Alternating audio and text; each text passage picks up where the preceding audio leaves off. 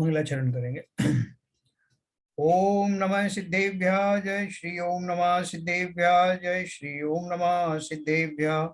मंगलम भगवान वीरो मंगलम गौतमो गणे मंगलम कुंद कुंदाद्यो जैन धर्मोस्तु मंगलम सर्वमंगल मांगल्यम सर्व कल्याण कारकम प्रधानम सर्वधर्माणां जैनम जयतु शासनम जैनम जयतु शासनम जैनम जयतु शासनम। तो वो छोटी सी पुस्तक है।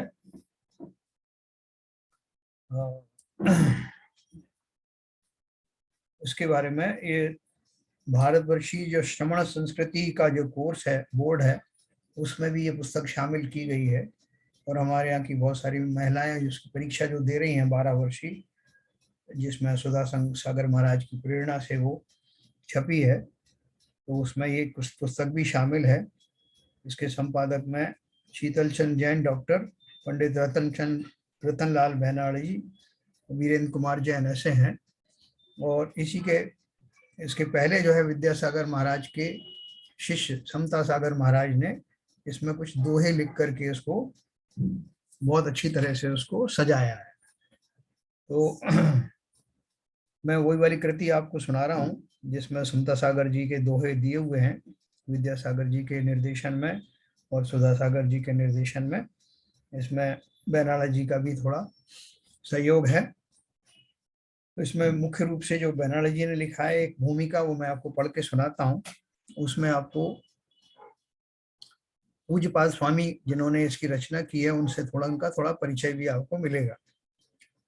ज्ञान वृक्ष की सिद्धांत दर्शन व्याकरण साहित्य वैद्यक आदि शाखा प्रशाखाओं के पारंगत अनेक ग्रंथों के प्रणेता देवों के द्वारा पूजित आचार्य श्री पूज्यपाद का जन्म 5वीं 6वीं शताब्दी में कर्नाटक प्रांत के कोलंगल नाम के नगर में हुआ था। आपके पिताजी श्री माधव भट्ट और माता का नाम श्री देवी था। आपने ब्राह्मण कुल को विभूषित किया था। उनकी बात से लग रहा है कि वो ब्राह्मण कुल में उनका जन्म हुआ था।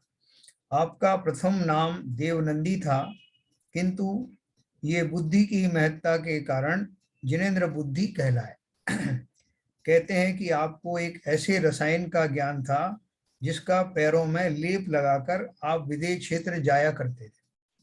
इसी कारण से आपका नाम पूज्यपाद हुआ। जैन दर्शन के महान शास्त्र तत्वार सूत्र की उपलब्ध समस्त टीकाओं में आपकी लिखी हुई सर्वार सिद्धि नाम की टीका वर्तमान उपलब्ध सभी टीकाओं में सबसे प्राचीनतम एवं श्रेष्ठ मानी जाती है। हमने भी अभी कुछ दिन पहले मंगवाई थी ये सर्वार सिद्धि टीका, जो काफी गूढ़ और साहित्यिक है। वो अपने आप में एक स्वयं में ही एक शास्त्र है। आचार्य अकलंक स्वामी ने अपनी राजवार्तिक टीका में जिनकी सर्वार्थ सिद्धि टीका का आधार लिया हो, ऐसे महान आचार्य पूज्यपाद की विद्वत्ता का वर्णन करने में कौन समर्थ है।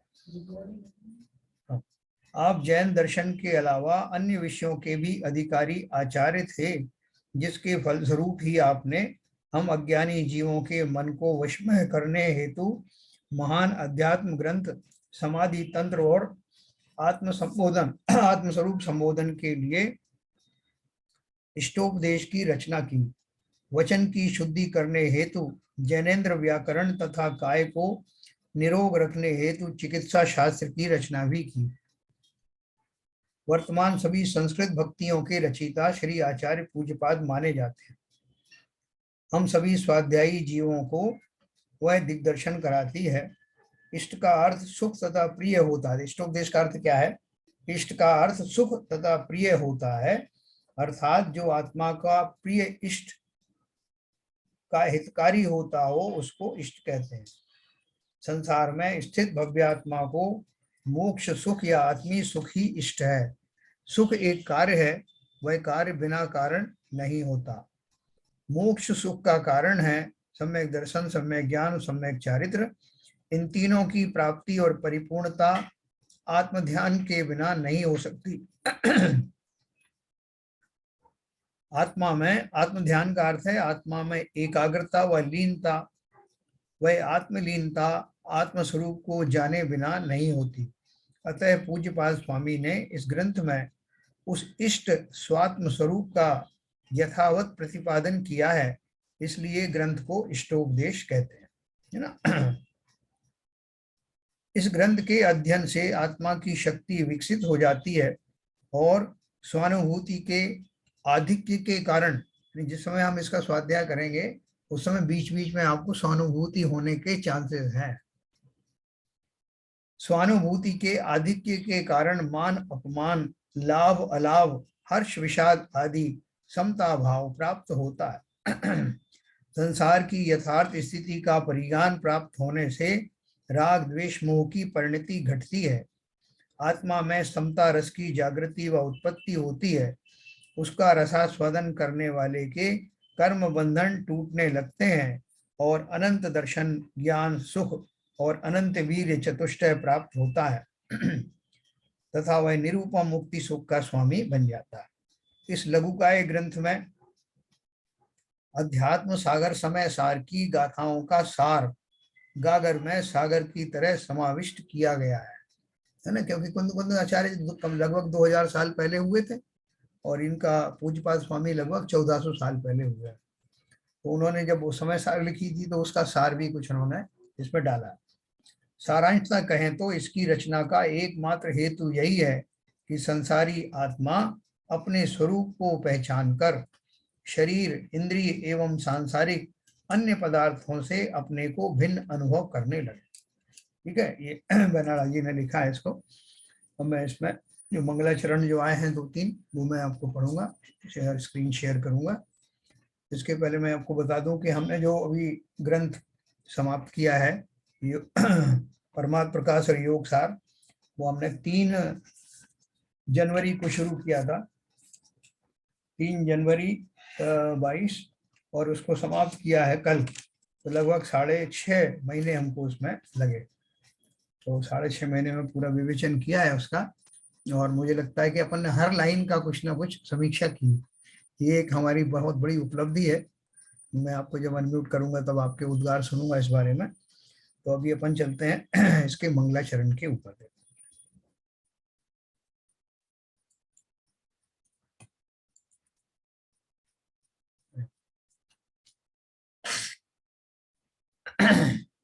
शास्त्र स्वाध्याय का प्रारंभिक मंगलाचरण।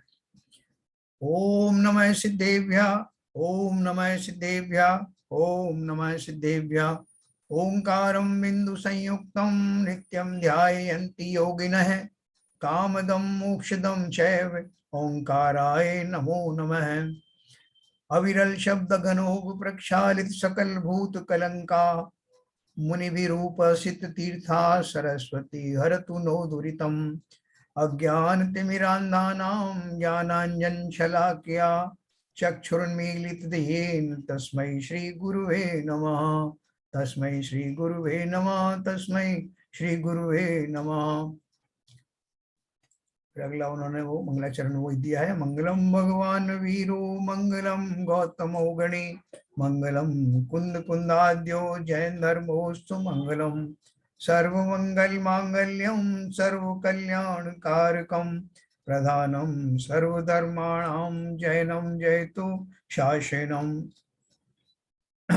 ग्रंथ का जो है मंगलाचरण के रूप में उनकी पहला जो दोहा है या पहली गाथा है वो इस तरह से है। यस्य स्वयं स्वभावाप्ति प्रभावे कृत्स्न कर्मणः तस्मै संज्ञान रूपाय नमोस्तु परमात्मने। हिंदी में भी उसका दोहा लिखा है, ये समता सागर महाराज ने लिखा है। पाया शुद्ध स्वभाव जिन कर सब कर्म समाप्त ज्ञानी उस परमात्मा को करूं नमन दिन रात। बहुत सिंपल करके लिखा है ना। अन्वयार्थ में लिखा है जिसको समस्त कर्मों का अभाव हो जाने पर अपने आप स्वभाव की प्राप्ति हो गई है, उस अनंत ज्ञान स्वरूप परमात्मा को नमस्कार हो। कौन से परमात्मा को नमस्कार किया? उन जीवों को जिन्होंने की अपने समस्त कर्मों से मुक्ति प्राप्त कर ली है और अपने स्वभाव में स्थापित हो गए। ऐसी सभी समस्त आत्माएं, है ना, मूल रूप से अरहंत सिद्ध की बात है, उनको मैं नमस्कार करता हूँ।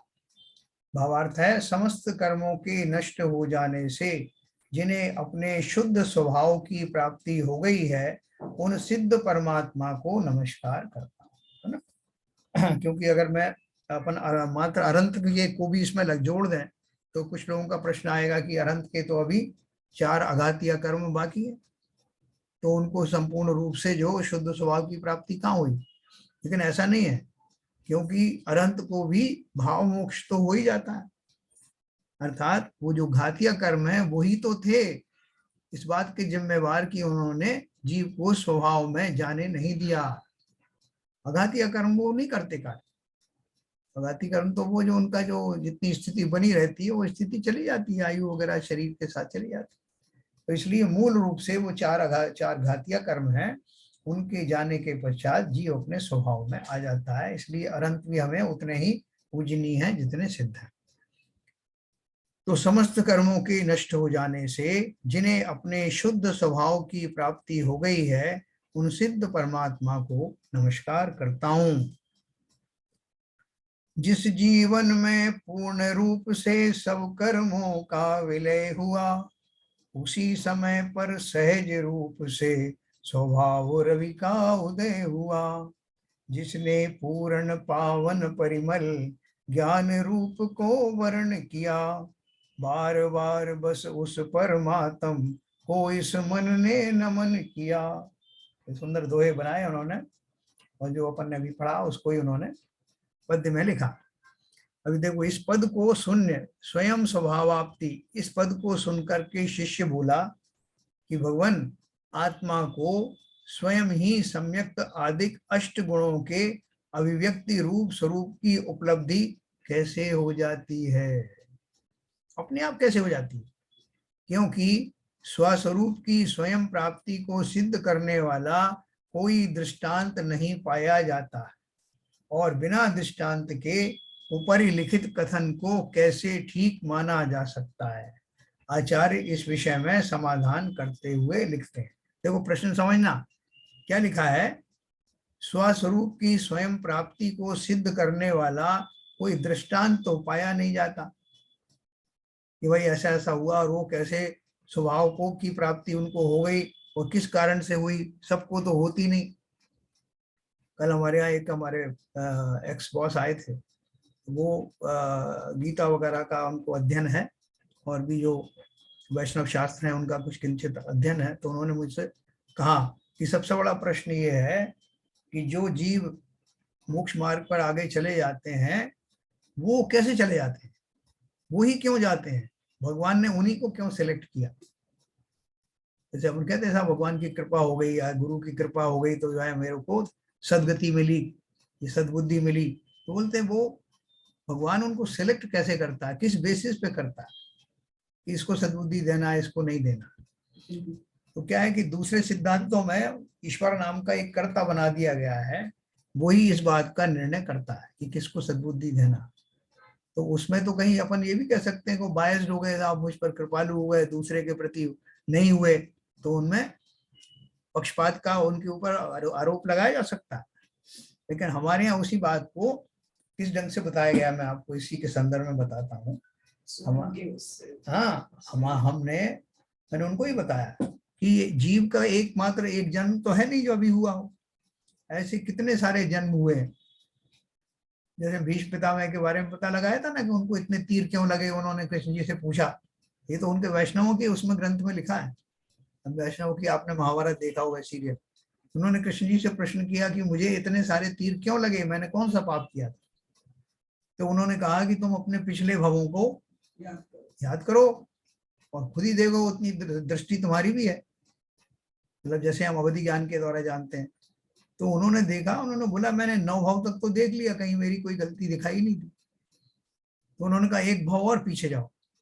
तो 10वें भाव में गए तो वहां देखा उन्होंने एक जो ग्रॉस होपर यानी जो टिड्डा होता है ना, वो झाड़ी पे बैठा हुआ था और इनके मन में कुतूहल आया इस जीव के कि उसको वहीं का एक कांटा तोड़ करके उसको उन्होंने 7 8 बार जितनी बार भी था वो छेदा उसको, निरर्थक, जिसे हम अनर्थ दंड कहते हैं।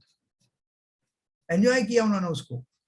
उतने ही तीर, जितनी बार उन्होंने उसको चुभाया था, उतने ही तीर उनके शरीर के नीचे आज लगे हुए हैं। उन्होंने स्वयं ही इस बात को कहा कृष्ण जी को कि मैंने उस पूर्व भाव में सब देख लिया। अर्थात कोई भी एक तो काम अकारण होता नहीं, दूसरी बात ये कि मेरा ही पाप और पुण्य अपने अगले भाव का निर्धारण करते हैं। अगला कौन सा भाव मिलेगा मुझे, इस बात का निश्चित कौन करता है? कोई भगवान नहीं करता, मैं स्वयं करता हूँ। मैं स्वयं अपना पैकेज चुनता हूँ। ये बात अलग है कि हम पूर्ण होशवास में नहीं चुनते, हम अज्ञान दशा में अपनी जो प्रक्रिया और संस्कार हैं उनके बल पर जो कुछ कृत्य करते हैं वही तो पाप और पुण्य के रूप में परिवर्तित होते हैं, और अगली पर्याय में हमें वो सब भोगना पड़ता है। तो यहाँ कोई भगवान ये निर्णय नहीं करते, हमने ही, जब ये हमारे वो शुभ कर्म उदय में आते हैं, पुण्य आदि का उदय होता है, उस काल में जो पूर्व उपार्जित है, हो सकता है कितने भाव पहले हमने वो उपार्जित किए हों, लेकिन उस बीच में पाप कर्म के उदय आ गए, हम उन्हें भोगते हुए यहाँ तक आ गए, और अचानक से मेरा वो पुण्य फलीभूत हुआ, वो शुभ काम फलीभूत हुआ, और तब मुझे वो शुभ चिंतन शुभ प्रारंभ हो गया और मैं सदगति की ओर अग्रसर होने लगा। तो उसने एक प्रश्न पूछा, ये तो कल का जो मैं आज प्रसंग था उसके बारे में मैंने आपको बताया कि कोई भगवान कोई कुछ नहीं करता, भगवान को कहाँ फुर्सत है और क्यों वो ये सब करेंगे, हमें हर जीव अपने आप ही ये सब करता है। तो यहाँ उन्होंने लिखा है कि वो चेले ने पूछा कि स्वयं स्वभाव वाप्ति, आपने ये बताया कि जीव स्वयं ही उस स्वभाव को प्राप्त करता है, तो उन्होंने प्रश्न पूछा है भगवान आत्मा को स्वयं ही सम्यक आदिक अष्ट गुणों के अभिव्यक्ति रूप स्वरूप की उपलब्धि कैसे हो जाती है। देखो ये प्रश्न हमारे भी मन में आ सकता है, क्योंकि स्वस्वरूप की स्वयं प्राप्ति को सिद्ध करने वाला कोई दृष्टांत नहीं पाया जाता, और बिना दृष्टांत के ऊपर लिखित कथन को कैसे ठीक माना जा सकता है। आचार्य इस विषय में समाधान करते हुए लिखते हैं। तो कल मैंने आपको एक बात बताई थी कि शास्त्रों का निर्माण कैसे होता है। एक प्रश्न पे उन्होंने कोई एक वाक्य कहा आचार्य ने, तो उसके संदर्भ में किसी को एक प्रश्न उत्पन्न हुआ, तो प्रश्न का जवाब देंगे तो फिर दूसरा आंसर आएगा। ऐसे करते करते उनके जितने प्रश्न होते हैं उनको बढ़ाते जाओ तो शास्त्र बन जाता है। राजा शरणिक ने भगवान महावीर के समूह शरण में 60,000 प्रश्न पूछे थे, और 60,000 प्रश्न का उत्तर देते देते शास्त्र बन गए। तो ऐसे योग बताते हैं, देखो क्या उत्तर दिया उन्होंने। योग्योपादान योगेन दृश्यदय स्वर्णता मता द्रव्यादि स्वादि संपत्ता वात्मनो अप्यात्मता मता। दोहा दिया उन्होंने हिंदी में। प्रगटे कनक सुहेतुपा उपादान पाषाण त्यों द्रव्यादिक निमित्त पा आत्म बने भगवान। अब समझ में आया होगा। उन्होंने उसका उत्तर अर्थ दिया है, योग्य उपादान के मिलने से जैसे स्वर्ण पाषाण को प्रकट होता माना गया है, उसी तरह सुद्रव्य सुक्षेत्र सुकाल आदि कारण रूप सामग्री के मिल जाने पर संसारी आत्मा को भी शुद्ध आत्म स्वरूप की प्राप्ति होना माना गया है। हाँ, जैसे स्वर्ण होता ना, तो मैंने पहले भी कई बार ये डिस्कस किया है कि जो स्वर्ण होता है वो खदानों में पाया जाता है। खदानों में जैसे पत्थर मिलते हैं, ऐसे ही इसके भी पत्थर होते हैं स्वर्ण के पाषाण। अर्थात उस पत्थर में या उस मिट्टी की सख्त हुई मिट्टी में वो स्वर्ण के कण बहुत कम मात्रा में होते हैं। बाहर से आप देखोगे तो सामान्यतः मिट्टी या पत्थर दिखाई देगा, लेकिन जो साइंटिस्ट हैं उनको पता लग जाता है एनालिसिस के द्वारा कि इस मिट्टी में इतने किलोग्राम के अंदर इतने मिलीग्राम सोने के कण हैं। कई बार तो इतना कम होता कि 1-1 टन मिट्टी लाएं, मिट्टी पत्थर, उसमें से 1-8 मिलीग्राम जो है सोना मिलेगा। तो उसकी प्रोसेसिंग करते हैं। तो बोल रहे हैं जिस तरह उस स्वर्ण पाषाण में, लेकिन वो कैसे स्वर्ण में कन्वर्ट होता है, वो खाली लाने से तो हो नहीं जाता, उसको बराबर उसका शोधन किया जाता है, फिर अलग अलग करके उसको फर्नेसेस में उसको गर्म किया जाता है, अलग अलग टेम्परेचर पर बहुत सारी अशुद्धियां निकल जाती हैं, और करते करते अंत में जो है वो अशुद्ध स्वर्ण प्राप्त होता है। फिर उसको फिर रिप्रोसेसिंग किया जाता है, जिन्होंने मेटलर्जी वगैरह पढ़ी उनको पता है। तो वो करके और अंत में वो स्वर्ण, इतने सारे मिट्टी या बड़े पाषाण में से थोड़ा सा किंचित स्वर्ण निकलता है, इसलिए वो इतना महंगा होता है। तो वो बोल रहे हैं वो कैसे मिलता है, अगर उसको वो फर्नेसेस वो प्रोसेस ना मिले तो वो स्वर्ण पत्थर जो है स्वर्ण में तब्दील नहीं हो सकता। जानकार लोगों के हाथ में लगे, वहां से लेके आया जाए खदान से, उन संयंत्रों तक पहुंचाया जाए, फिर जिसको मालूम है वो प्रोसेस लगा के ऐसा एक इंस्ट्रक्शन दे, फिर उसको भली भांति प्रोसेस करे। ये सारा जो क्यों बता रहा हूं मैं कि उन्होंने क्या बोला है, योग्य उपादान के मिलने से, यानी वो मिट्टी कैसी हो, वो पत्थर कैसा हो जिसमें स्वर्ण के कण विद्यमान हो, ये उसकी उपादान है, योग्यता है। जैसे मेरी योग्यता क्या है कि जीव में से ही आप ज्ञान आदि प्राप्त कर सकते हो, जीव को ही उस स्वभाव में प्रतिष्ठित कर सकते हो जो उसके अंदर पोटेंशियल है, अजीब में नहीं कर सकते। आपको कोई कहे साहब जैसे आपने इस रेत में से, जिस मिट्टी में से सोना निकाल दिया, ऐसे मैं भी अपना एक बहुत बड़ा रेत का टीला लाया हूं, इसमें से भी निकाल दो ना थोड़ा सोना, तो वो मना कर देंगे वही, भाई साहब इसमें वो योग्यता ही नहीं है, वो उपादान ही नहीं है। तो यहाँ वही कह रहे हैं कि योग्य उपादान के मिलने से जैसे स्वर्ण पाषाण को प्रकट होता माना गया है, उसी तरह सुद्रव्य यानी द्रव्य अच्छा हो, ऐसी योग्यता वाला हो, सुक्षेत्र ऐसे क्षेत्र में उसको ले जाया जाता है जहां वो उसका वो कन्वर्शन होता है ना, प्रोसेस होता है। सुक्षेत्र हो, सुकाल हो, सुकाल मतलब उसका समय आ गया, जिस काल में वो होना होता है, जैसे आपने उसको वहां से तो ले आए खदान से, और वो खदान से लाते ही थोड़ी स्वर्ण में बदल जाएगा, सुक्षेत्र में भी ले आए, लेकिन उसको प्रोसेस में टाइम लगेगा ना, तो जिस टाइम में वो कन्वर्ट होगा वो उसका स्वकाल है। देखो इधर एक तरफ स्वर्ण समझना, एक तरफ स्वयं को समझना, सिमिली दी है उसकी। फिर उसके बाद सुकाल आदि कारण रूप सामग्री के मिल जाने पर संसारी आत्मा को भी शुद्ध आत्म स्वरूप की प्राप्ति होना माना गया है। जब आप स्वर्ण को मान रहे हो ना, हाँ साहब ये बात सही है, उसको लाया जाता है और दूसरी जगह ले जाते हैं, फिर उसमें ये प्रोसेसिंग की जाती है, सही जगह पे लाया जाता है, सही टेम्परेचर दिया जाता है, और सही प्रोसेस के द्वारा सही समय में वो वस्तु प्राप्त होती है। ऐसे ही हमारा है, हम भी तो उस खदान के पत्थर की तरह हैं, अनादि काल से जो अशुद्धियों से संयुक्त है। ये बात अलग है, स्वर्ण की अशुद्धि अलग, हमारी अशुद्धि अलग। हम रागादि द्वेषों दोषों के कारण, प्रभावों के कारण अनादि काल से अशुद्ध हैं, लेकिन हमारे पास भी ऐसे टेक्निक है ना, जैसे स्वर्ण बनाने की है, तो स्वयं की उपादान के कारण। देखो एक चीज और बताऊं आपको, यह यूरेनियम होता है, न्यूक्लियर साइंटिस्ट जानते हैं, न्यूक्लियर फ्यूल होता है जिससे कि वो बिजली बनाते हैं, उसकी एक पर्टिकुलर क्वांटिटी होती है, वो क्वांटिटी खदानों में भी अगर वो उतनी क्वांटिटी एक साथ मिल जाए तो वहां पर विस्फोट जैसी स्थिति हो जाती है, उनसे भी वो जो है, जो क्रिटिकल मास जिसे कहते हैं, वो बन जाने पर वो वहां से चेन रिएक्शन शुरू हो जाती है और एनर्जी निकलना शुरू हो जाती है। तो कहाँ जरूरत पड़ी, मतलब किस तरह की व्यवस्था हुई, एक ही जगह पर एक पर्टिकुलर क्वांटिटी, एक पर्टिकुलर प्योरिटी वाले यूरेनियम के कणों में होते ही उस खदानों में भी वो प्रक्रिया चालू हो जाती है। इसका अर्थ क्या है कि जब जब भी वैसा वातावरण का निर्माण होगा, स्वयं ही वो प्रक्रियाएं शुरू हो जाती हैं। इसी तरह से जीव का है, जीव के अंदर भी पोटेंशियल तो पहले है ही, उपादान है। दूसरा सुक्षेत्र क्या है, जहां कार्य शुरू होना हो जाए वही सुक्षेत्र है। और सुकाल का अर्थ क्या है कि वो अपना काल आ गया हो, होनार वाला आ गया हो, वैसा होने का समय आ गया हो, तो वो सुकाल भी आ गया।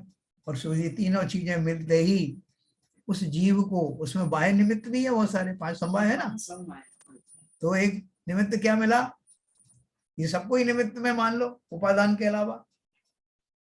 सुक्षेत्र मिला, सुकाल मिला, वो जो गुरुदेव मिले वो निमित्त मिले, देशना आदि मिली, जीव को स्वयं को ही इतनी संसार की 2 दशाएं देख करके वैरागी हुआ, वो भी एक निमित्त मिला। फिर उस ओर चिंतन चला और कालांतर में जीव को अपनी मुक्ति का मार्ग सूझने लगा। कि कई बार तो अपन कहते हैं कि साहब उसके लिए हर चीज अच्छी होना चाहिए ना, जैसे कोई सेठ है, कोई राजा है, तो उसके पास बड़ा अनुकूल वातावरण होता है, खूब खाना पीना ये करना, नौकर चाकर सेवा कर रहे हैं, तो उसमें अपन सोचते हैं कि उसको सब कुछ मिला हुआ है, तो उसको तो क्यों नहीं कुछ मिलेगा, सब कुछ मिलेगा।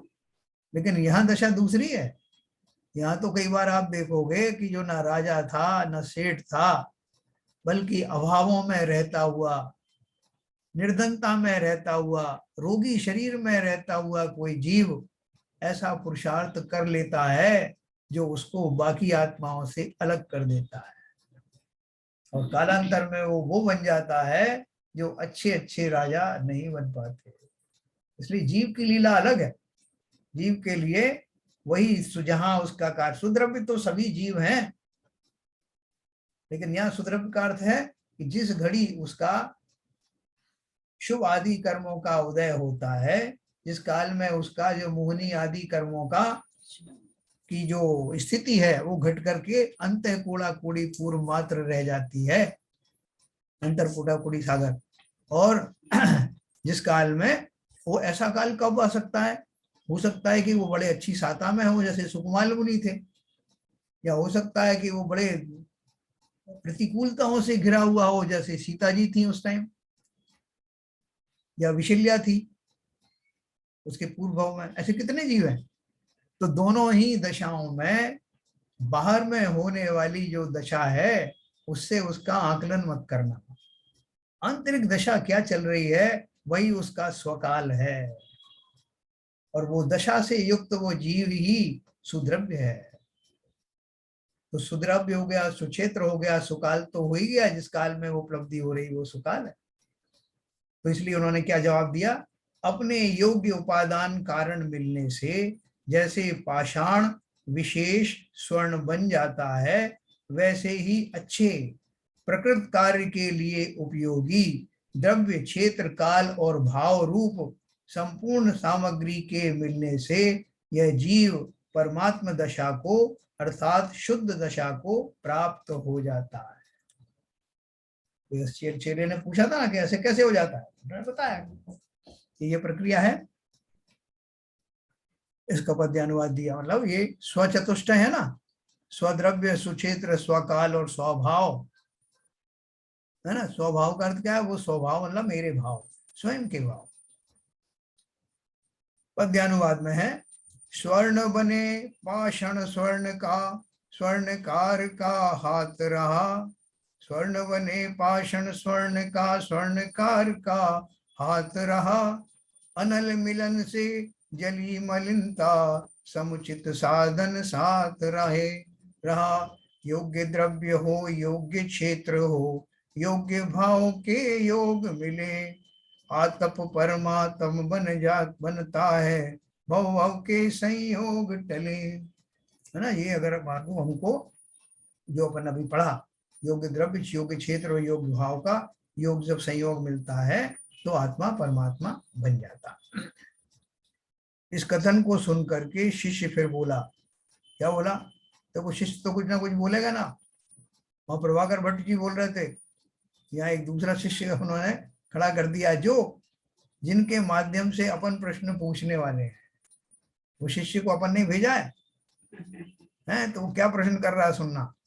इस कथन को सुन शिष्य बोला कि भगवान, यदि अच्छे द्रव्य क्षेत्र काल भाव रूप सामग्री के मिलने से ही आत्मा स्वस्वरूप को प्राप्त कर लेता है, तब व्रत समिति आदि का पालन करना तो निष्फल हो जाएगा। व्रतों का परिपालन कर व्यर्थ में ही शरीर को कष्ट देने से क्या लाभ है ना। बात सही है ना।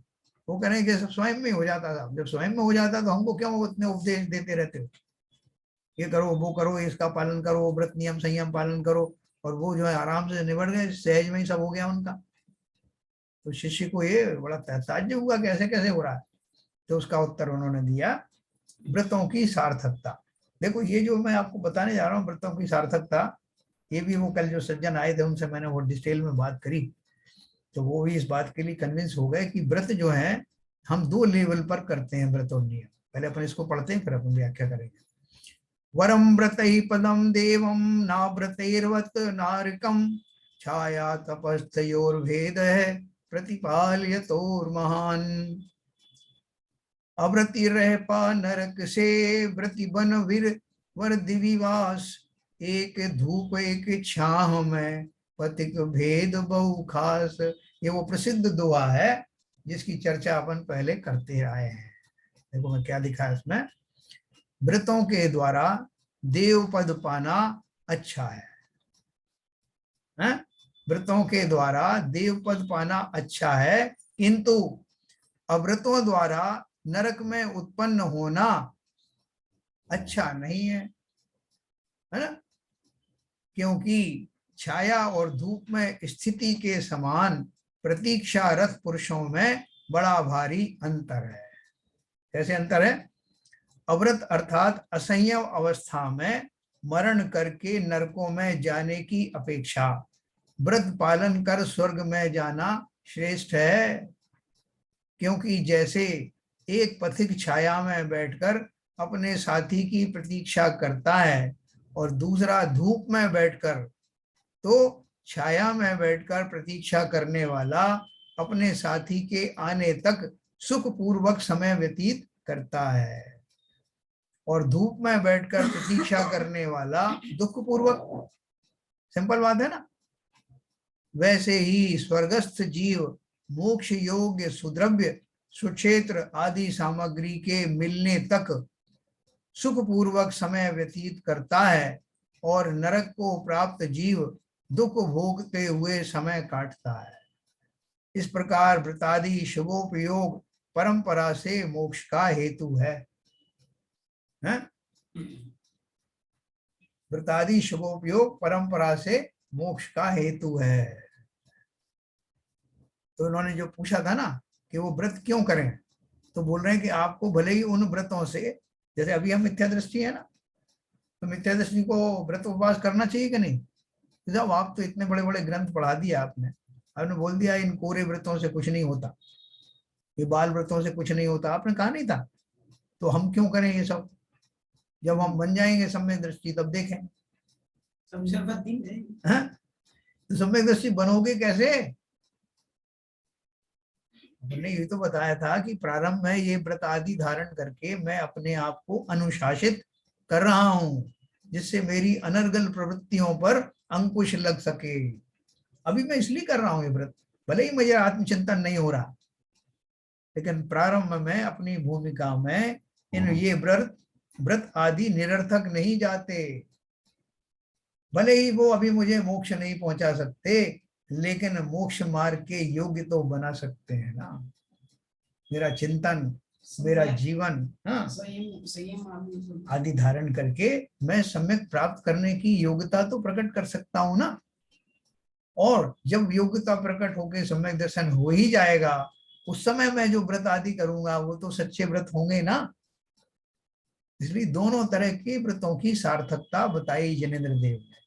तो उन्होंने यही बोला कि जैसे 2 मित्र हैं, उनको किसी के अपने अपने रिश्तेदार की प्रतीक्षा है, प्रतीक्षा में बैठे हुए हैं, तो एक तो जो धूप में खड़ा होकर प्रतीक्षा कर रहा है वो व्यर्थी खेद खिन्न हो रहा है, मानो 2 घंटे लगेंगे आने में, आप बेकार में धूप में खड़े।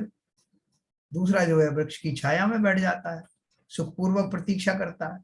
उसी तरह से व्रत उपवास आदि करने वाले को जो समता प्रकट होती है जीवन में, जो उसको अनुशासन मिलता है, उसके माध्यम से वो अगर कोई दुख भी भोग रहा है या मुक्ति के मार्ग की प्रतीक्षा कर रहा है, तो बिना खेद खिन्न हुए ही वो उनकी प्रतीक्षा आराम से कर लेता है। जबकि दूसरी तरफ कोई जीव है वो प्रतीक्षा अगर कर रहा है और धूप में खड़े होके कर रहा है तो बिना बात के खेत खिन्न हो रहा है। तो वो इसलिए उन्होंने लिखा, इस प्रकार वृत्तादि शुभोपयोग परंपरा से मोक्ष का हेतु है। देखो इसमें एक लाइटर साइड में आपको चीज बताऊं, एक जोक आया था इसके ऊपर व्हाट्सएप पे। तो कोई एक लोग बुजुर्ग बोल रहे थे, अपने बच्चों को संबोधित कर रहे थे। बुजुर्ग बोल रहे थे, तुम्हें जितने पाप करना है कर लो, घबराना नहीं, और उन पाप के बल पर क्या होगा, ज्यादा ज्यादा नरक का बंद होगा ना, लेकिन नरक में जगह है कहाँ, हम खुद ही दीवार पर बैठे हैं। समझे? इस जोक का अर्थ समझो क्या है, कि इसका अर्थ है कि वो जो नरकों के दुख आने से पहले ही उसका जो भय होता है ना, वो बड़ा कष्टकारी होता है। जैसे मरण से ज्यादा मरण का भय कष्टकारी होता है, ऐसे ही अपन नरक चले जाएंगे, जरूरी नहीं कि हम नरक में गिर पड़े तभी हमें वो संवेदन हो, उसके पहले ही हम जो समझदार हैं वो समझ जाते हैं कि वो त्रासदी है क्या होती है। वो त्रासदी हमें ना मिले इसके लिए आज से अभी से अपना जीवन को संयमित करो। भले ही उस संयम से हमें वो उपलब्धि ना हो जो हमारी, जो वास्तव में व्रत नियम संयम का फल है, लेकिन मैंने आपको पहले भी बताया था कि अपने इसी स्वरूप में मिथ्या दृष्टि पने में ही रह करके भी जब तक सम्यक्त नहीं होता तब तक व्रत समय जो प्रतिमाएं आदमी बहुत से पालते हैं ना प्रतिमाएं, उसकी उनकी गलती क्या है, पालने में कोई अर्ज नहीं, पालो तो सही, लेकिन वो उसको ही सच्ची प्रतिमा मान करके वहीं उनका स्टॉप हो जाता है, आगे बढ़ने का सोचते नहीं ना, वो ये जानते कि मुझे सम्यक दर्शन नहीं हुआ अभी, उसमें संधियां लगाते रहते, नहीं साहब जिन प्रतिमा का दर्शन हो गया तो दर्शन प्रतिमा हो गई, मसाले कूट के पीस करके खा लिए, शुद्र जल का त्याग कर दिया तो आगे की प्रतिमा सद गई। ऐसा ना समझें, करने में कोई हर्ज नहीं, बिल्कुल करो, शुद्ध भोजन शुद्ध चीजें, हाँ संयमित जीवन संयम करो, उसमें किसी ने कोई मना नहीं किया। आपको 10वीं प्रतिमा तक के नियम धारण करने के, 11वीं तक के, 12वीं तक के, 11वीं तक के हैं तो आप करिए, कोई मना नहीं कर रहा, लेकिन उनको वास्तविक प्रतिमाएं मत मानो, क्योंकि उनको वास्तविक मानने से, जो वास्तविक प्रतिमाएं हैं आप करने से वंचित हो जाएंगे, जो जैसा है उसको वैसे ही मानिए। तो देखो इस प्रकार से उन्होंने व्रतादि शुभोपयोग परंपरा से मोक्ष का हेतु है, ये उन्होंने बताया, जो अपन एनालाइज किया। इसमें ही उन्होंने समता सागर जी ने एक दोहा और लिखा, व्रत पालन से सुरपुर में जा, सुरपद पाना इष्ट रहा, पर व्रत बिन नरकों में गिरना, खेद किसे वह इष्ट रहा, घनी छाओं में घनी धूप में स्थित हो अंतर पहचानो, अरे हितेशी व्रता व्रतों में कितना अंतर तुम मानो। फिर उन्होंने प्रश्न किया शिष्य ने, यहाँ पर शिष्य पुनः प्रश्न करता है, यदि ऊपर लिखित कथन को मान्य किया जाएगा तो चिद रूप आत्मा में भक्ति भाव करना अयुक्त ही हो जाएगा, है ना? क्या बोल रहे हैं, अगर उस कथन को मान लेते हो तो आत्मा की भक्ति करना तो बेकार हो गया ना, कि आप उसके ऊपर कोई जोर ही नहीं दे रहे, आप तो बोल रहे कि कर लो व्रत नियम संयम। कारण कि आत्मानुराग से होने वाला मोक्ष रूपी सुख तो योग्य द्रव्य क्षेत्र काल भावादिक रूप संपत्ति की प्राप्ति की अपेक्षा रखने के कारण बहुत दूर हो जाएगा, और बीच में ही मिलने वाला स्वर्गादिक सुख व्रतों की सहायता से मिल जाएगा। तब फिर आत्मानुराग करने से क्या लाभ है, अर्थात सुखार्थी जन आत्मानुराग की ओर आकर्षित ना होते हुए व्रतादिक की ओर ही अधिक झुक जाएंगे। क्या बढ़िया प्रश्न किया उन्होंने। बोले आपने बोला कि आत्मा सुख को प्राप्त करने के लिए योग्य द्रव्य क्षेत्र काल भाव और भाव मिलने से वो स्वयं में मिल जाते हैं। अब आपने बोल दिया कि प्रतीक्षा करो, तो मैं कर रहा हूं प्रतीक्षा, ठीक है, लेकिन इस बीच में जो भी मैंने व्रत नियम संयम आदि किए, जो प्रतीक्षा रूप से किए, उनसे मुझे जो पुण्य बंध हुआ उससे स्वर्ग आदि की प्राप्ति हो जाएगी। तो अभी वो सुद्रव्य सुक्षेत्र तो आया नहीं, इस बीच में ही मुझे इन्विटेशन लेटर आया, भाई साहब आपको तीसरे स्वर्ग में बुलाया जा रहा है, वहां आपकी पोस्टिंग हो गई। तो मैं खुशी खुशी जाऊंगा कि नहीं जाऊंगा? तो आप तो कह रहे हो मैं वेट करूंगा, क्यों वेट करूंगा? वो अपॉइंटमेंट आया, सीधे चला आऊंगा और वहां से लौट के आऊंगा ना, फिर यही करूंगा मैं, बार बार स्वर्ग चला जाऊंगा। आप रखे रहो अपना वो सुद्रव्य सुक्षेत्र सुकाल, किसको चाहिए? ऐसा वो बोल रहे हैं चेला। अभी मैं आपको अनम्यूट करूंगा, इसका उत्तर आपसे सुनूंगा।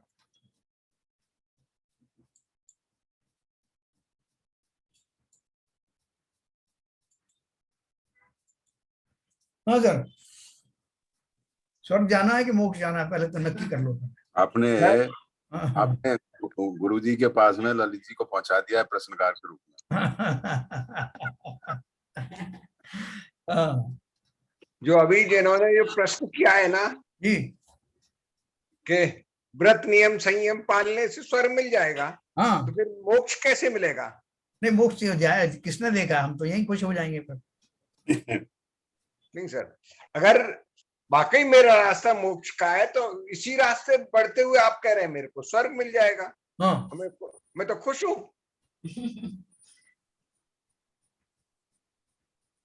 तो यहाँ पे क्या चेंज होना चाहिए जिससे कि मेरे को मोक्ष मार्ग की तरफ बढ़ना बढ़े? तो पहली बात तो ये कि मोक्ष से जाने की जरूरत है क्या? जिस सुख की मुझे चाहत है वो मिल गया। सर आपने इतना लालायित कर दिया है कि अब जीरो पे क्यों आ रहे हैं आप? तो जाना ही पड़ेगा भाई देखो, ये तो आचार्य जो है तरह तरह से नक्की करते हैं आपको बहुत सारे अपॉइंटमेंट लेटर भी दिखाएंगे, बोले जी आ गया आपका तीसरे स्वर्ग से, काम नहीं चलता तो चलो पांचवें में भेज देते हैं। वो पूरी सर्वार सिद्धि तक आपको जो है वो टटोलते रहते हैं कि अब तो सर्वार सिद्धि में आ गए, अब क्या है। और मोक्ष जस्ट जरा ऊपर ही है, लेकिन वहां आपको ये सब सुविधाएं नहीं मिलेंगी जो यहाँ मिल रही। और फिर भी आप जिद करो कि नहीं साहब मुझे तो वहीं जाना है, तो बात अलग। तो उसका जवाब तो देना पड़ेगा, क्यों जाना है। हाँ हाँ, वो सब जवाब देना पड़ेगा। यस, ये इनका, ये रेखा जी है नीचे कोई जुड़ी है अभी, इनका एक क्वेरी आ रही है कि उनको आवाज नहीं आ रही। वो दोबारा से लॉग इन करें, उसमें एक आता है ऑडियो ऑन करने के लिए। हाँ, तो स्विच ऑन नहीं किया हुआ उन्होंने। अच्छा, हो सकता है वो निकल भी गई शायद। हाँ, तो क्या बात कर रहे थे अपन कि भाई स्वर्ग का जो है, अपन को दोनों तरह के सुखों का वो है क्या ना, अभ्यास है क्या? टेस्ट मालूम है क्या? स्वर्ग का सुख कैसा होता है और मोक्ष का सुख कैसा होता है? किसी को मालूम हो तो हाथ खड़े करो भाई। नहीं सर, ऐसा है, आपने जो वर्णन किया है उससे मालूम तो रहता ही है। ऐसा नहीं है। हाँ, बाकी तो जो है सो है। भाई देखो, स्वर्ग का सुख की तो हम कल्पना कर सकते हैं, क्योंकि वो इसी जाति का होता है जो वर्तमान में हम सुख भोग रहे हैं। भले ही वो उत्कृष्ट होता है क्वांटिटी वाइज या क्वालिटी वाइज, लेकिन है तो वो इसी जाति का, पंचेंद्रिय का सुख है। अनुवाद की स्थिति भले ही ज्यादा हो, मगर होता तो ऐसे ही है। तो ऐसे ही है। नहीं सर, आपने कहा प्रतीक्षा कर रहा हूँ। हाँ तो एक तो छांव में बैठ के प्रतीक्षा कर रहा है, दूसरा धूप में जी। तो जो धूप में कर रहा है वो एक परेशान हो रहा है फालतू में। हाँ, तो हम तो उसी कैटेगरी में है ना। धूप वाली कैटेगरी में। हाँ, एक्चुअली जहाँ जहाँ निराकुलता आ जाएगी वहां अपने आप सुख मिलने लगेगा। निराकुलता कैसे आएगी? उनको ये भोग कोई देते हैं कि गारंटी दे दे कि साहब हम आपको सब घर पहुंचा देंगे, आपका भोजन सब लिस्ट बता दो और आप तो आराम से मजे करो, तो आए निराकुलता। फिर भी नहीं आएगी, फिर और निराकुलता पड़ेगी, तो आकुलता पड़ेगी। क्या भाई ललित जी? एक्चुअली अगर सर्टेनिटी होगी भी वैसे ही करके स्वर्ग में परमानेंट स्थान मिल रहा है कहीं से, मतलब यहाँ से कोई हिलाने वाला नहीं है, बहुत बढ़िया, बहुत बढ़िया। तो फिर मोक्ष की चाह नहीं रहेगी। भाई लोग रिटायर होते हैं तो एक्सटेंशन क्यों मांगते हैं? नए नए एक्सटेंशन करते करते वो चाहते हैं कि जीवन, जब तक जीवन है वो कुर्सी के ऊपर ही मरण हो, तभी कुर्सी छूटे, है ना। तो ये इस बात का जो परिचायक जो आपने कहा ललित जी, कि अगर कोई परमानेंट की हमें गारंटी दे तो हम वहीं बने रहें, लेकिन वो परमानेंट नहीं है, यही मुसीबत है। परमानेंट तो कुछ भी नहीं है निराकुलता के अलावा। अगर मोक्ष ही परमानेंट है। अव्ययवाद सुख मिलता है, लेकिन अपन अभी भी बहुत संशय में हैं कि वो सुख जो है वो किस क्वालिटी का होगा, किस तरह का होगा, खाली ये कहते तो जरूर है लेकिन उसकी कोई उपमा तक नहीं है। अपनी इतनी उपमाएं दे दे के कूट कूट के भर दिया, अब कैसे पीछे जाएगा। हैं? यानी आचार्यों ने बोला है कि न केवल वो मोक्ष का सुख जो है अलग जाति का होता है, बल्कि अलग जाति का होता है और पंचेंद्रिय के सुख उसके आगे कहीं लगते नहीं है। और दूसरा वो कि वो कंटिन्यूअस होता है, उसमें कोई बाधा पड़ती नहीं। ठीक है ना। अपन जो स्वर्ग चले गए, स्वर्ग से फिर आ गए, फिर स्वर्ग चले गए, फिर आ गए, ये जन्म मरण बीच में पड़ेगा और जरूरी नहीं कि फिर आपके बीच में कैसे भाव आ जाएं। तो फिर आपका स्वर्ग पाठ भी छिन गया और मालूम पड़ा कि कभी आप एक इंद्रिय बन गए, तो फिर वही चक्र शुरू। ये तो अपन करते आए ना, कितनी बार तो देव बने, कितनी बार नारकी बने, कितनी बार एक इंद्रिय बने, ये सब हमारे ऊपर ही घटित हुआ। तो फिर आप लोगों ने क्या निर्णय लिया, उनको क्या बता दें पूरी बात स्वामी को? नहीं चलेगा। प्रश्न पूछवाते रहो, बताते रहो सब, ये निर्णय। लेकिन एक चीज बताऊं साहब, प्रश्न बहुत सार्थक है और तुरंत ही आपके जैसे पहला वाला आपने पढ़ा अच्छा जी, उसके बाद जो प्रश्न आना था वही प्रश्न उन्होंने पूछ लिया। हाँ। आप देखिए करीब करीब उस तरह ही वही सवाल आते हैं, तो बहुत ही क्लेवरली डिजाइंड है ये सब। बिल्कुल बहुत ही अच्छे लॉजिकली डिजाइन्ड है सर। यस। देखो वो जो उन्होंने जो सज्जन ने मुझसे प्रश्न पूछा था कि ये जो गुरु कृपा किन्हीं किन्हीं पर ही होती है, भगवान की कृपा किसी किसी पर ही होती है और वही जीव जो है वो इस मार्ग में जाते हैं।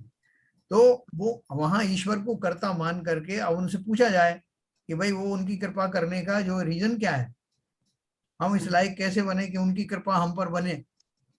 तो वो इनडायरेक्टली बात यही है, जो हमारा कर्म सिद्धांत है उसके अनुसार ही, और कोई ईश्वर नाम की कोई व्यक्ति तो है नहीं जो उसका निर्णय करे, क्योंकि अगर वो करे तो उसको आरोप लग सकता है कि वो पक्षपात करता है। इसलिए उन्होंने इसको तो खुद के कमाए हुए, हाँ ऑटो सिस्टम है, ऑटो सिस्टम। तो और कोई बताएं भाई हमको क्या करना है स्वर्ग के सुख का जो है, मन में तो लालसा रहती थोड़ी बहुत। तो अपन जैसे कोई किसी के गए कि साहब आप चाय लोगे कि ठंडा लोगे, हैं खातिरदारी कर रहे हैं ना वो, तो अपन क्या बोलते थे, कोई समझदार बोलता है जब तक चाय बने तब तक ठंडा ही ले आओ, है ना, ठंडे से काम चला लूंगा। तो मतलब क्या है कि हम अभी भी अपनी चालाकियों से बाज नहीं आते। तो जब तक साहब मोक्ष का इंतजाम हो तब तक मैं ही बैठा बैठा स्वर्ग का आनंद ले लूंगा। आप भी क्या याद करोगे, बाद में भेज देना मोक्ष, सीधे नरक जाओगे। स्वर्ग में आनंद लेने लगा तब तो फिर नीचे ही आना है इसको, फिर मोक्ष रास्ता तो बंद हो गया। वही तो कह रहा हूँ, तो सीधे नरक ही जाओगे। क्या सब लोग सहमत है भाई इससे? सरिता जी बताओ जरा कि अपन थोड़े दिन चले अभी स्वर्ग में, वो भी तय कर लें अपन सब, तो भाई साधर्मी भाई है ना, एक ही स्वर्ग में मिले एक ही जगह, एक ही गाड़ी। जैसे सीता जी के जीव ने किया था ना, रामचंद्र जी का जो है तपस्या थोड़ी ढीली पड़ जाए और वो भी सोल में स्वर्ग में आके लैंड कर जाए। वैसे आपने बहुत सही बात कही है साहब, ऐसा कुछ होना चाहिए, लेकिन ये भी मात्र संयोग नहीं है सब। हम इस समय बैठे हैं सब एक ग्रुप बना के, ये भी मात्र संयोग नहीं है। कुछ न कुछ साथ में करा के ही आए हैं यहाँ पे। बहुत बढ़िया बात कही आप, सही बात। ये अभूतपूर्व जो संयोग हमें मिला है एक जगह इकट्ठे होने का, एक क्षेत्र में और ऐसी चर्चा करने का, ये असाधारण बात है, कोई साधारण बात नहीं है ये। बिल्कुल सही कह रहे हैं आप।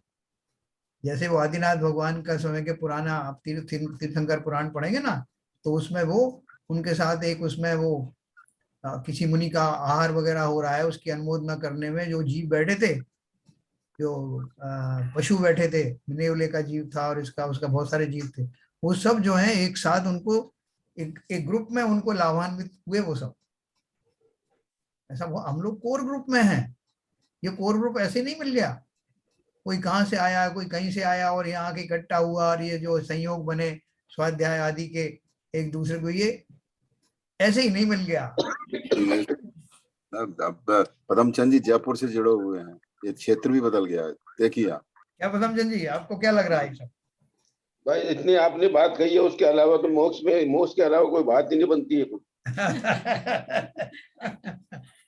आप जो इतने दिनों से बात कर रहे हो जी, उसको सुनने के बाद तो मोक्ष के अलावा कोई बात बनती ही नहीं है। बुझती नहीं है। वाह वाह वाह वाह, हाँ, बहुत ही उत्तम विचार है सर। हाँ, हाँ, हाँ, हाँ। बोले इसके अलावा मुझे कुछ चाहिए ही नहीं। बोले ये ले लो, वो ले लो, ये नहीं, कुछ नहीं, नथिंग लेस देन दिस। ये लॉलीपॉप नहीं चाहिए। आपने परमात्म प्रकाश में ठोक ठोक के